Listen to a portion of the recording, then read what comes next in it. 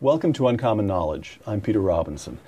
Be sure to join us on Facebook at facebook.com/UNC Knowledge. Facebook.com/UNC Knowledge. Put up questions, suggestions for guests, comments. Dr. David Berlinski is the author of many books, including most recently 1, 2, 3, Absolutely Elementary Mathematics. 1, 2, 3 is about the peak of my own mathematical form, but the prose is so irresistible. I challenge, even if you're as much of a mathophobe as I am, you will not be able to put it down.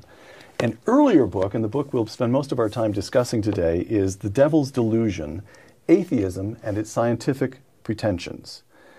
We should establish your professional background is, you're a polymath, but it's mathematics. You're a mathematician. If you have to be one thing, we'd call you a mathematician. Isn't that right? Certainly, if you feel free to call me a mathematician, but I would so much prefer being called a writer, because that's what I do with most of my time. Right. As it happens, I write a lot about mathematics. All right. Okay. I'm happy to do that. I can confirm that you're a writer. I couldn't possibly produce a testimony that you're a mathematician. We're better off that way. Right. Better off. Fine.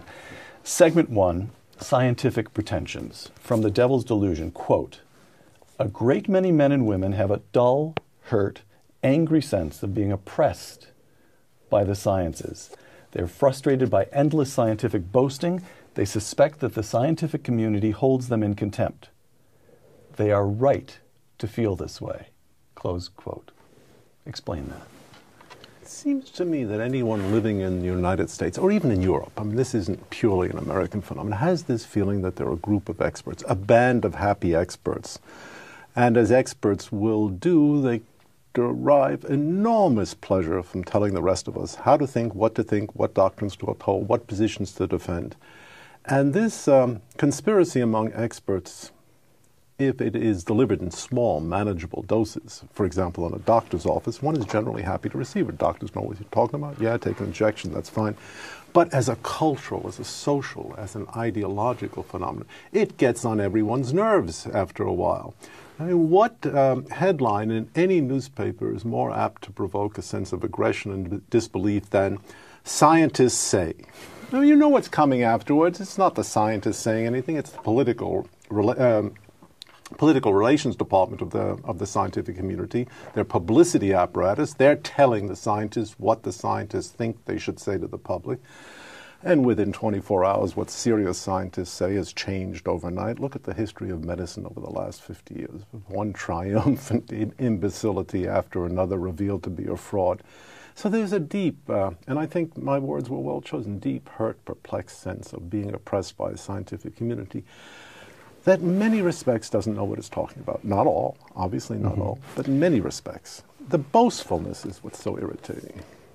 And in this book, the particular form the boastfulness takes that you wish to refute is scientists saying, yeah, we've discovered that there is no God. No. And we know there's no God because we are scientists. Exactly. And you don't, all right. Exactly. Let me quote from The Devil's Delusion again, David. "In many respects, the word naturalism comes closest to conveying what scientists regard as the spirit of science, the source of its superiority to religious thought.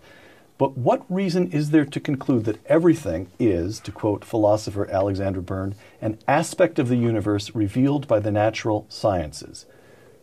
There is no reason at all." Close quote. Now, you need to unpack that for us, but my layman's stab at it is the sciences properly construed have access only to the material world, what we can perceive through our five senses, and there's no reason to suppose that that encompasses all the world or all of reality. Is that the right way? I think that's a good way. It's a partial way. Certainly, I would reject the idea that the sciences have exclusive access to the material world. There are other ways of dealing with the material world. The Yankees don't train their pitchers in terms of material science. The development of the human body really is a part of the material world, but is not necessarily the focus of a group of science when we talk about performance in the arts. So there are other ways of accessing the material world. But the important thing is that these dominating terms, for example, naturalism, when you try to look at them more clearly, they turn out to be inordinately spongy. There's really nothing under the term itself. I mean, we all know that to be natural is somehow to be good. It's like a Swedish nudist documentary, all natural. See any number of Swedes prancing on a beach, that's natural. Oh, all right, it's natural. But what does the word mean? What does the word mean? And why should we pay such serious attention to scientific propagandists who wish to insist that only this kind of inquiry makes sense scientifically or makes sense intellectually? After all, mathematics is a paradigmatic case of a science that has nothing to do with natural anything. So what I'm trying to reduce this to a layman's term. What you're saying there is, don't be overawed by someone saying, A, I'm a scientist, and B, I'm an atheist. Don't suppose that statement B derives any particular authority from statement A. That's what you're saying, right? The comparable claim would be, A, I'm a scientist, B, I'm an expert on contract law. Right. Well, you're expert on contract law because you study particle physics? Give me a break. Right. Expert on the existence of God because you studied particle physics? I request the same break, the same suspension of belief, the same absence of commitment to whatever it is you're saying. And these guys are, of course, shameless. They're just shameless. David, two quotations. Atheist author Sam Harris, quotation number 1. Religious faith is on the wrong side of an escalating war of ideas. Science must destroy religion. Close quote. Quotation number 2 from the Compendium of the Catechism of the Catholic Church. Quote, there can never be a contradiction between faith and science because both originate in God. It is God himself who gives us both the light of reason and of faith. Close quote. Which statement strikes you as the most pretentious? Well, the first certainly engenders a single reaction. Yeah. I mean, that's Sam Harris. Okay. It's the sort of thing some of my college sophomores would say when they had read a little bit of H.L. Mencken. Yeah, okay, let's go on to the next subject. The position of the Catholic Church is much more balanced, nuanced, subtle, and suggestive. I don't think it's pretentious at all. I think there's an enormous body of serious discussion behind it. I won't go so far as to say I endorse it wholeheartedly, but it's a reasonable statement. It comes much closer than anything Sam Harris is saying to capturing where we happen to be in the early part of the 21st century. Segment 2, Darwin. Good old boy. Good old boy. The Devil's Delusion. Quote. This is quite a quotation. It's only a few words, but it's... Packs a punch. Yes, it does. 2 of them, I think. Suspicions about Darwin's theory arise for 2 reasons. The first, the theory makes little sense. The second, it is supported by little evidence. Close quote. All right, let's take those one at a time. Evolution makes little sense. Evolution is in the air. It's so widely accepted. It's in the air of the New York Times, that's for sure. And it's in the mouth of every evolutionary biologist, but that doesn't exhaust the cosmos. Let me ask you a question. If those 2 propositions you were to accede were completely true, would it change your mind? Those are the 2 quotations. That evolution makes the theory makes little sense in and of itself, and it's supported by little evidence. David, it wouldn't change my mind because I'm so completely on your side on this one. Well, I mean, if you were on the other side. If I were on the other side, yes, but I would do everything I could to, I mean, that's sort of like the vampire approach. But I assure you, it would change no one's mind. And that's the curious thing about the discussion. Do you think it would change Richard Dawkins' mind? Or Sam Harris? Why do you say that the theory in itself makes so little sense? What's it say? Whatever survives, survives. I knew that before. Because it's I didn't even have to study Darwin. It's tautological. It's empty. It's empty. It's empty. It doesn't tell us anything. Yeah, survive. I'll believe that. But that's not a theory. That's just a string of wet sponges on a clothesline. That doesn't tell us anything deep about biological structure. Yeah, a lot of variations. Children don't look exactly like their parents, thank goodness. And their children will be slightly different too. But does that tell us why startling, complex structures arise in the history of life? No, it doesn't have anything to do with it. It is supported by little evidence. Now that, I have to say, did startle me to hear you say that evolution is supported by little evidence. What is the evidence that's forever being introduced? Well, there's I the can fossil tell you. Little boy, father took me to the Museum of Natural History in New York. There it is over on the west side of Manhattan. Yeah. And all the plaques said then what they say now, which is this dinosaur came at such and such, and is at such and such a period. And there are charts on the wall saying somehow or other how we got from those dinosaurs to creatures that are alive today. That's the Not evidence. bad. And there are arrows connecting the creatures. Indeed, there are. Where were the arrows discovered? That the museum won't tell you. There is such a load of inferential adjustment made in even the most plausible evolutionary sequence. I mean, take reptile to mammal. That's a beautiful evolutionary sequence. It looks like one organism is being slaughtered right after the other, and tremendously interesting changes where bones in the jaw migrate to become the 3 bones in the ear, the structure of the mouth changes completely. That's the best. Or the whale sequence, some sort of terrestrial animal becomes a whale over roughly 9 million years.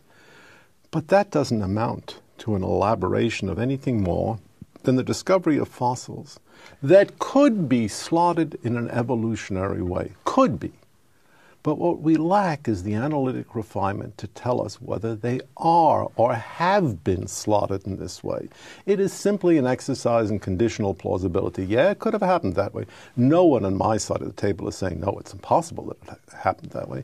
What we're saying is that the evidence is remarkably, remarkably constrained, meager, insufficient, inadequate, and lacking all forms of analytic sufficiency. Well, so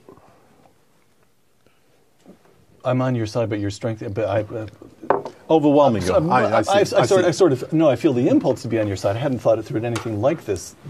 So how is it that Darwin comes along, and within what seems like 27 seconds, he's carried the field?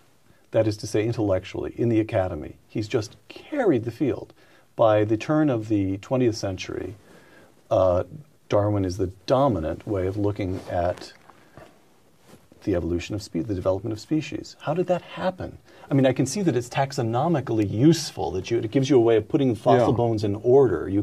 Now you have a filing cabinet. You understand what could lead to another. But surely there's more. How did it happen that Marxism swept its field, swept it so thoroughly and completely that 100 million people had to die before someone realized, that's not such a swell theory at all. That theory may have certain problems. Now, the same Gravelman doesn't stand against Darwin's theory, but let's face it, academics throughout the Western world form a native conspiracy class.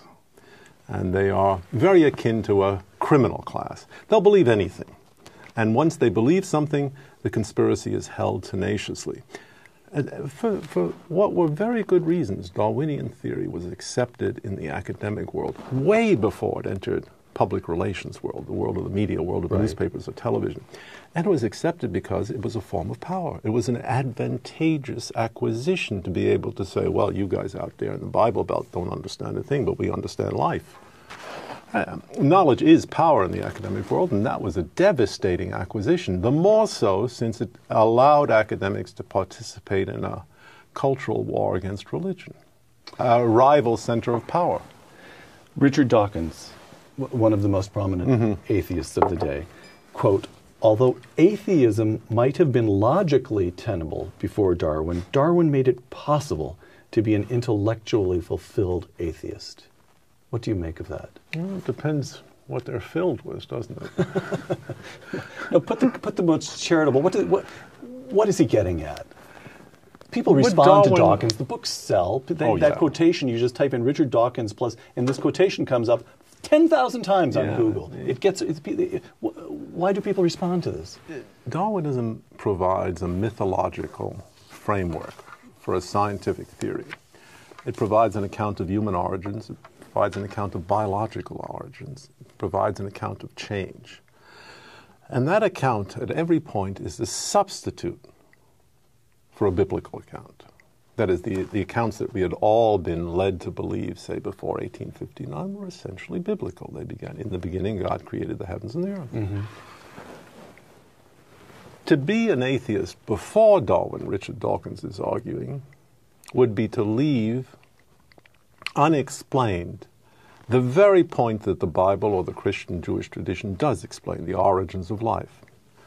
In terms of that tradition, the origins of life occur because God breathed upon inert, inactive matter and created life. For the first time, Darwin seemed to provide a framework in which that wasn't necessary.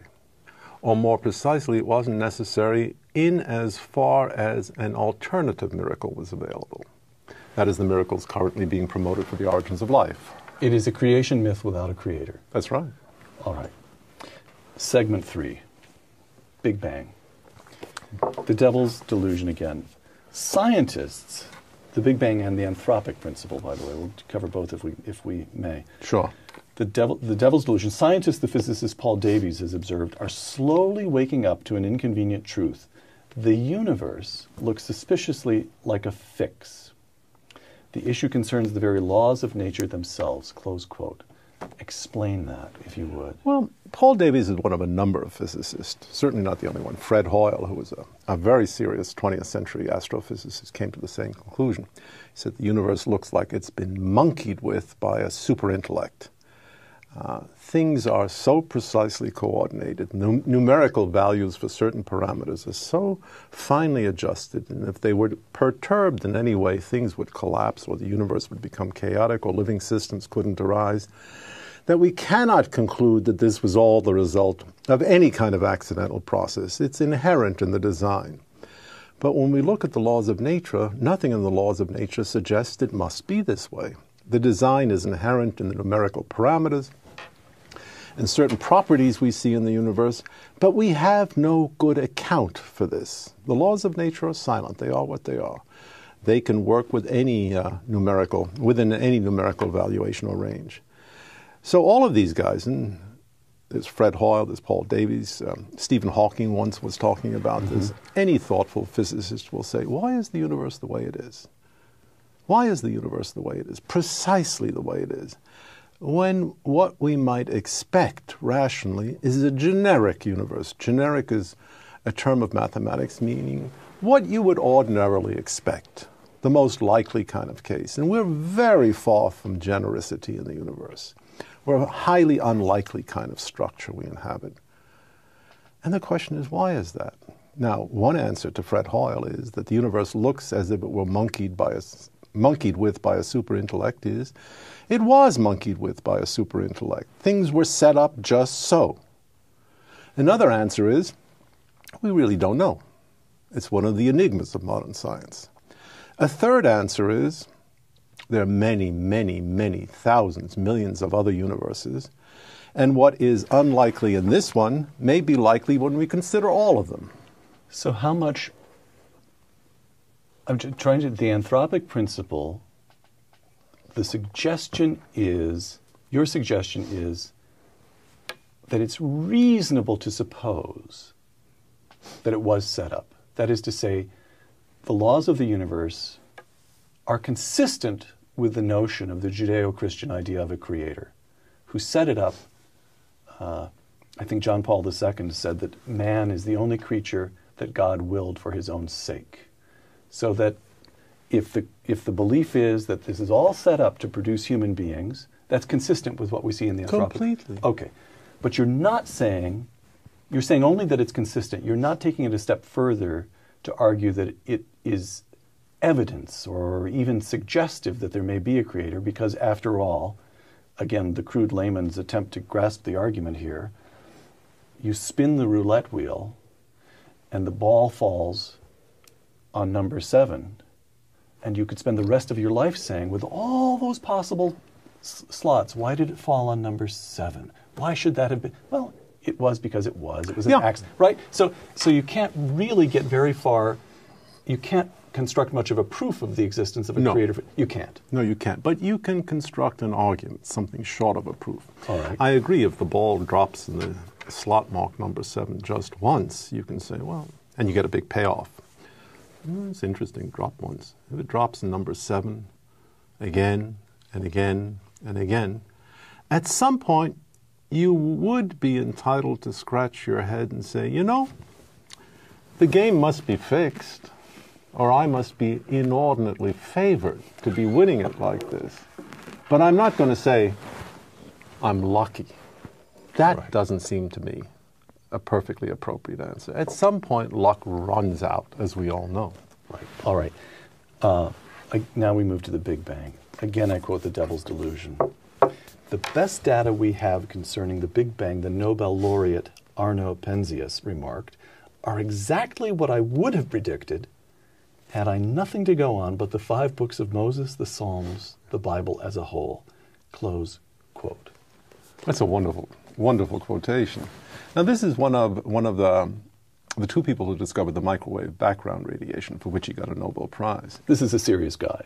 Yeah, he's a serious guy, and he didn't know what he was discovering. He was very lucky. He struck pure gold. He thought he was examining pigeon droppings on his antenna, and he finally found out, no, it was a signal from the microwave background radiation. But he, like many other physicists, initially confronting the facts of the Big Bang, Which you'd better summarize for us. The Big Bang means that apparently the universe exploded into inexistence from nothingness around 14 or 15 million years ago, billion years ago. It's an occurrence for which we have no causal explanation. There are plenty of theories about it. There are plenty of attempts to go back behind the Big Bang and see what was going on behind it. But right now, one of the obdurate facts, one of the irremovable facts of cosmology is that 14 to 15 billion years ago, there was a universe, small, tensely hot, tensely compact, tensely curved, and before that there was nothing. Not even space and time before that. And the point is that fiat lux, Yes. let there be light, is as consistent with the data as any other explanation. It is precisely consistent with the data. It is a prediction, although not a quantitative prediction, that astonished the community of physicists in the 1960s, astonished Einstein in the 1920s when he realized the field equations of general relativity predicted an expanding universe. And Einstein understood right away, if it's expanding, it's got to be expanding from something. And he rejected it. He didn't like the idea. He wanted a steady state universe lasting from all eternity, from one eternity to another eternity. But the Hubble data persuaded him he was wrong. Okay, so again, with the anthropic principle, it's not a proof. No. But it sure is suggestive. That's your argument. And the Big Bang, it's not a proof. It could be simply because it could be. But it is, I guess what I'm trying to do is to get you to distinguish between your judgment in these matters, between saying it's merely consistent with the Judeo-Christian view of a creator who brought it all into being, or you'd like to suggest that it points in that direction. There's something positively suggestive about it. It's certainly moving and disturbing that in the 20th century, cosmology should have rejected an ancient view of the universe as moving from the everlasting to the everlasting with no origin, and embraced a completely different view, but one that is in no way new. It's part of the religious tradition. I think I would like to rest my commitment by saying this is strange, unexpected, moving, and very curious. Certainly, someone who objects as indignantly as I do to claims of having discovered a proof made by the likes of Dawkins or Sam Harris or the other scientists arguing in this realm with respect to the existence of God. I'm not about to say I've discovered a proof to the contrary. The language of proofs is appropriate to mathematics, not to a discussion like this. What is appropriate to a discussion like this is philosophical argumentation. And we cannot close the day by saying one side is definitively in possession of an argument so fine, so fecund, so powerful that it ends all discussion. They won't end. The discussions won't end. But a bit of balance would be welcome. Segment 4. Where do atheists get their morality? On this program, in 2007, an exchange. Peter Robinson saying to the guest, quoting myself here, "If Christopher Hitchens does not believe in God, then where does he get his sense of right and wrong?" To which Christopher replied, "I think it's degrading to state that absent a celestial dictatorship, we wouldn't know right from wrong.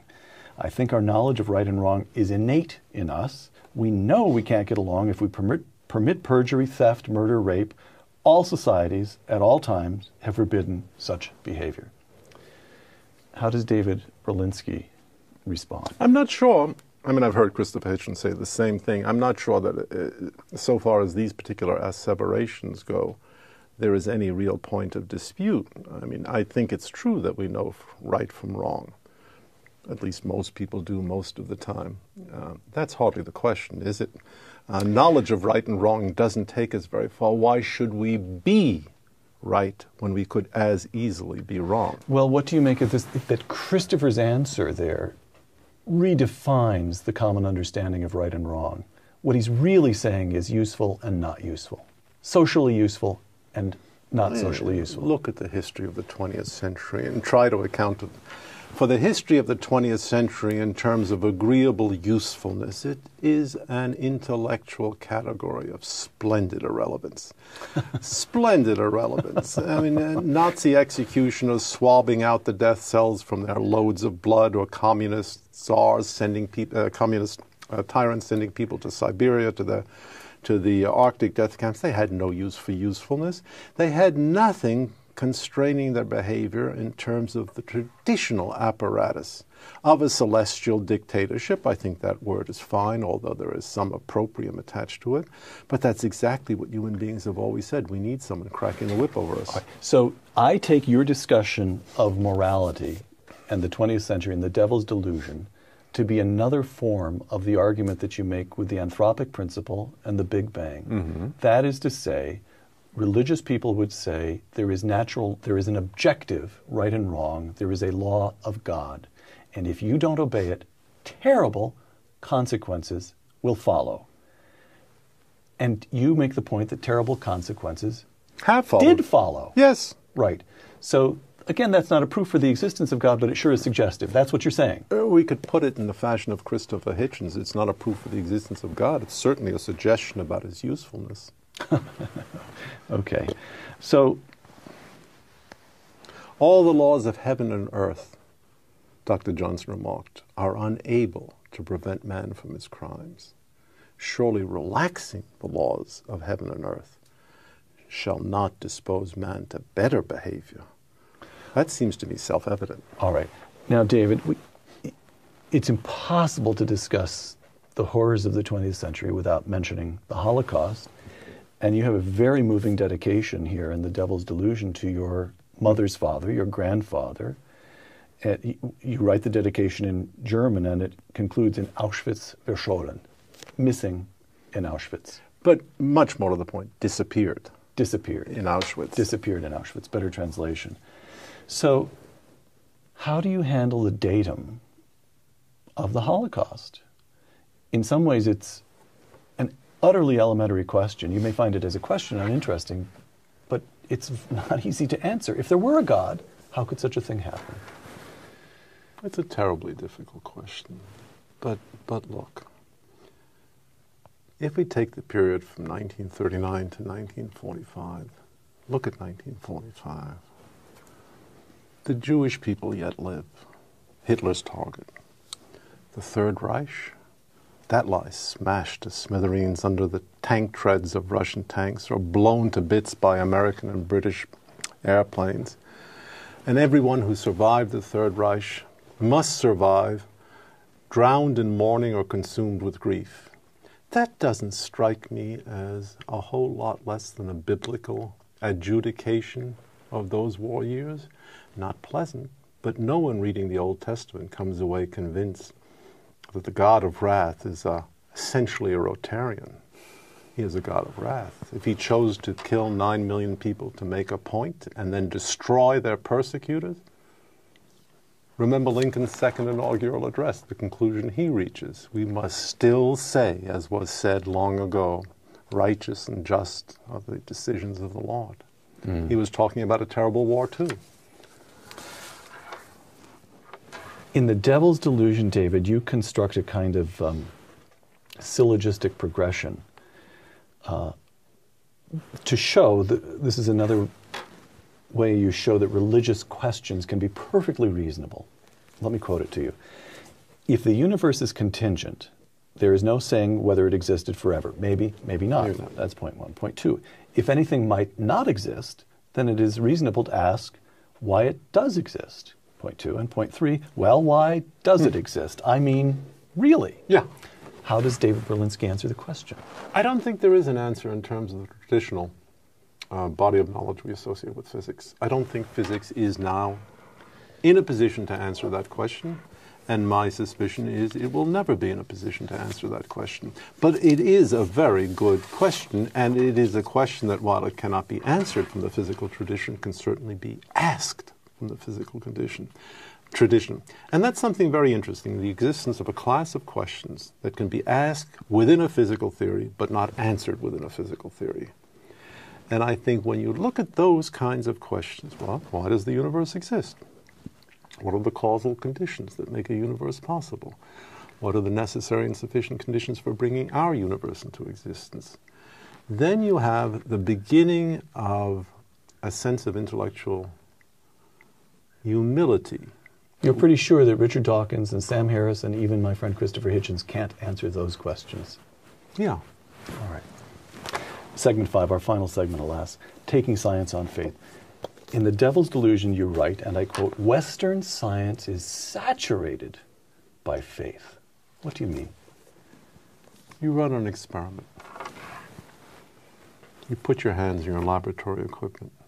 You go away for a cup of coffee. You take a nap. You come back. You expect the experiment to be continued, and that when you put your hands in the laboratory equipment, it will be the same. Things are continuous from one moment to another. The universe doesn't shake itself in and out of existence. Things are stable. Things are predictable. Things are satisfactorily amenable to investigation. These are all items of faith. How do you know any of these? You project backwards from the modern era to say what could have happened in imperial times, Roman imperial times. How do you know the same universe was there 1,000 years ago? You're going to leave this table in about 30 seconds. How do you know a chasm isn't going to open at your feet, Peter? You don't know that. You take it on faith. And there are thousands of remarks. These are remarks within the philosophical tradition pointing out the extraordinary extent to which, in order to advance scientifically, there's an enormous body of assumptions that have to be in place. And those assumptions can't be defended. No science, Aristotle said, ever defends its own first principles. And we can't either. It's just a logical point. All right. Another quotation from The Devil's Delusion. Members of the National Academy of Sciences are by and large persuaded that there is no God. Men and women in their millions that there is. Why should that be so? There's a tremendous advantage in belonging to the National Academy of Sciences. And the National Academy of Sciences is an institutional source of authority and power. If these guys were going to defer to the Vatican or to a council of rabbis or to a group of Muslim clerics, much of their power and influence would be discredited. But that is to take a cynical view.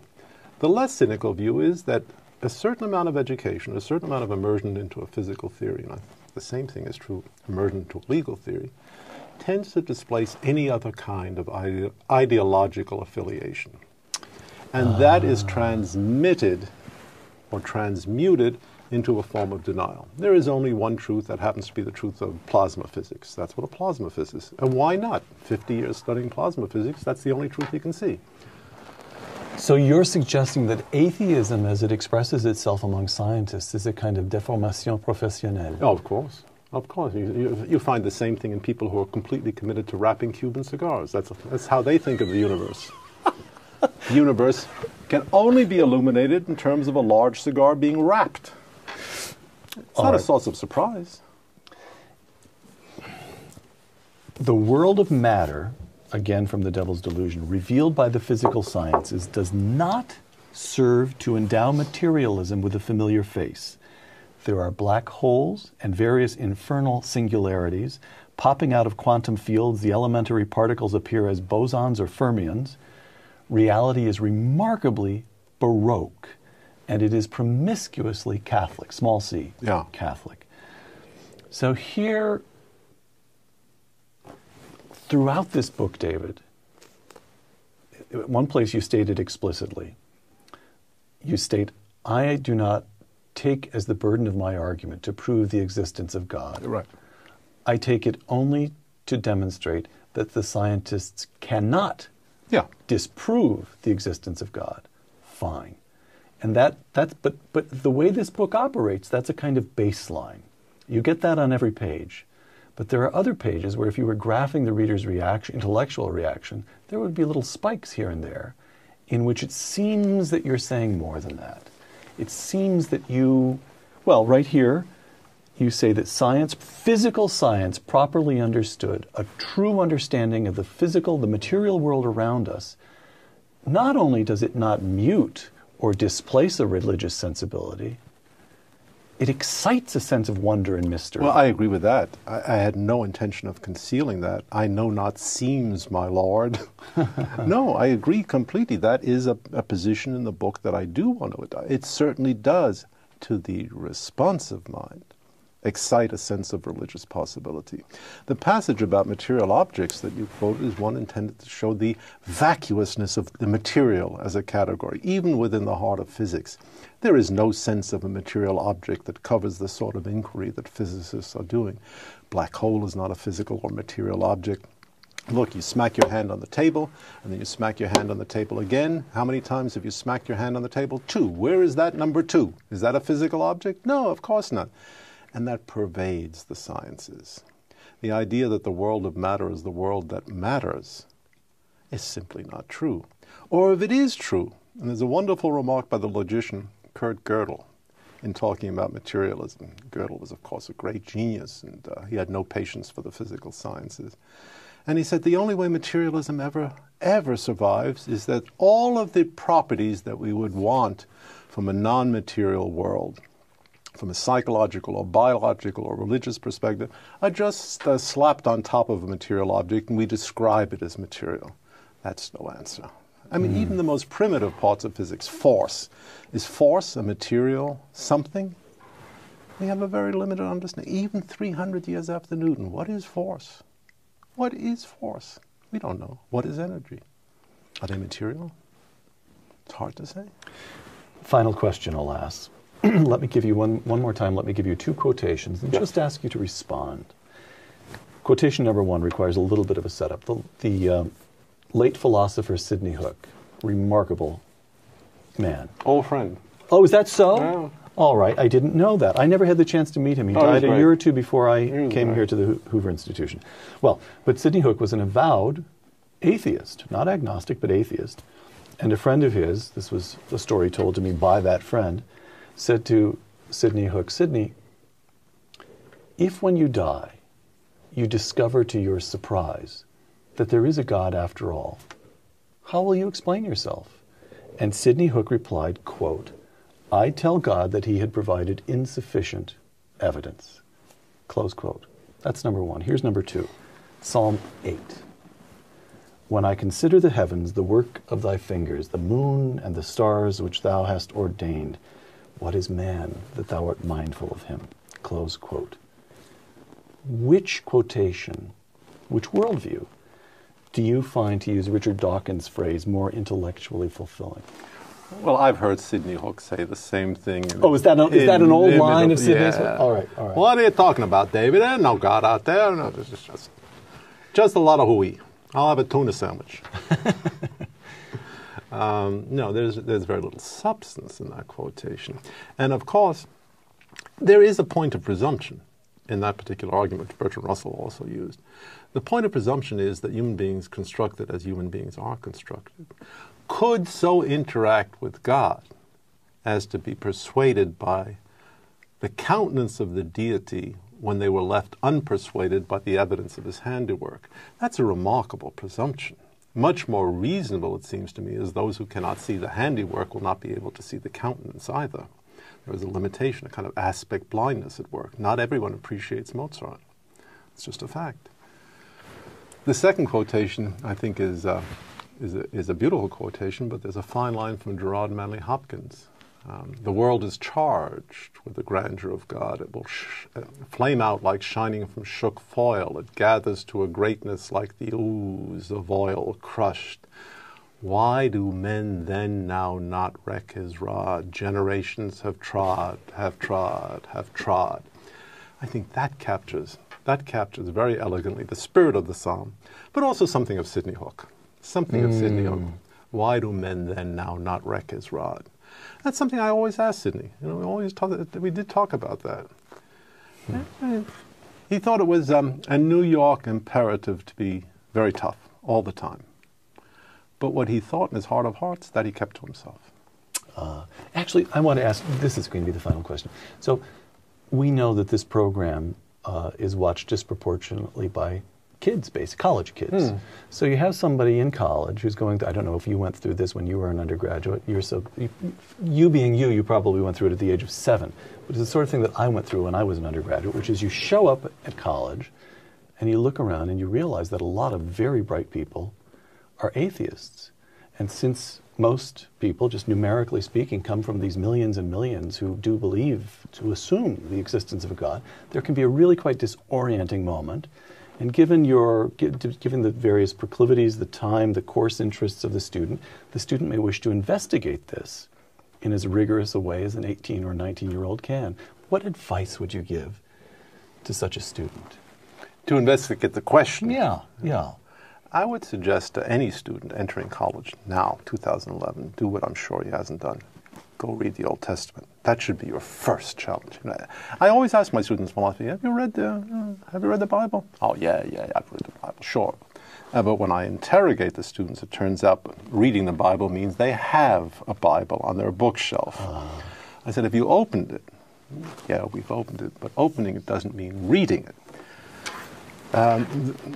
The Old Testament is the greatest repository of human knowledge and wisdom in the history of civilization, any culture, any time, any place.